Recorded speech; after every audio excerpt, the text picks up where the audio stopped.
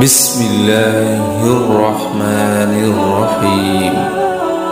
شروع اللہ کے نام سے جو بڑا مہربان نہایت رحم والا ہے۔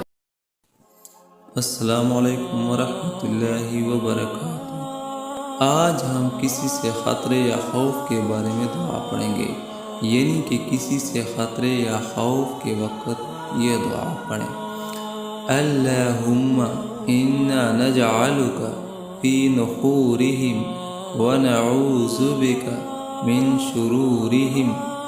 ترجمہ: اے اللہ، ہم اپنی حفاظت کے لیے آپ کو ان دشمنوں کے مقابلے میں پیش کرتے ہیں اور ان کی برائی سے پناہ چاہتے ہیں۔ فضیلت حدیث: رسول اللہ صلی اللہ علیہ وآلہ وسلم جب کسی سے خطرہ محسوس کرتے تو یہ دعا فرماتے: